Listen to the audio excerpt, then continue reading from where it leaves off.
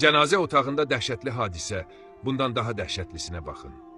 Qısası, mən cənazə yulan otağındayam və bu ata örtülü vəziyyətdədir. Yanında 2 oğlu və 2 qardaşı var idi. Təəccübləndim ki, oğlu və qardaşı içəridən qapını açarla kilidlədilər. Adətən bizə bir şey lazım olar deyə və ya kimsə girməsin deyə qapını belə kilidləməzlər.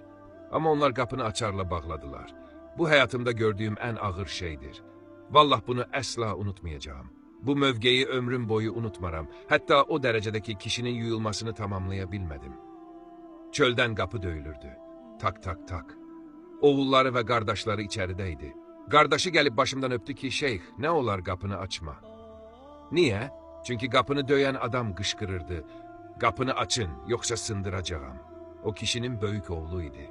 Dedim ki, ey qardaşlar, belə olmaz. Böyük oğludur. Atasını görmək onun haqqıdır. Gördüm ki, qapını sındırmaq üzrədir. Qapını açdım. Hamısı bəyaz libasda idilər. Mən isə yuma paltarındaydım. Məni kənara itələdi və yuma taxtasında örtülü olan atasının yanına gəldi. Onun üzünü açdı və təsəvvür edin, bu mənzərəni təsəvvür edin. Atasının ağzına tüpürdü. Bu hadisə çöldə deyil, cənazə otağında baş verir. Atam bu vəziyyətdədir, mənə ehtiyacı var, ona dua etməliyəm. Amma mən gəlib onun üzünə tüpürürəm. Atası nə etmiş olursa olsun, bu mənə belə bir hərəkət etmək cəsarətini verməz. Kişinin bütün üzü tüpürcək içində idi. Dözə bilmədim, otağın küncünə keçdim və dedim, gəlin özünüz tamamlayın yumağı. Dedilər, şeyx, biz sənədir yaxı qapını açma. Hardan biləydim ki, böyük oğlu belə edəcək. Valideyn bədduasının müalicəsi yoxdur.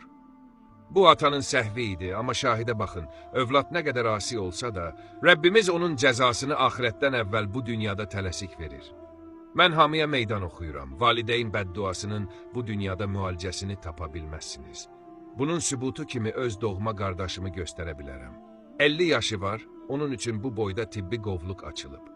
9 il Taifdə psixi xəstəxanada qaldı, 10 il Asiya ölkələrində müalicə etdirdik. Nəyin bahasına? Anamın ona etdiyi bədduaya görə. Anam onun əziyyətlərinə görə ona bəddua etmişdi. Sonra anam buna peşman oldu və kədərindən öldü. Onu öz əllərimlə Ruvays qəbristanlığında dəfn etdim. Anam öləndə bildi ki, bədduaya görə qardaşım bu hala düşüb və kədərdən ürəyi partladı. Qardaşım indi məcnun halındadır, heç bir tibb ona kömək edə bilmir. Valideyn bədduasının müalicəsi yoxdur. Allah bizə gözəl sonluq nəsib etsin.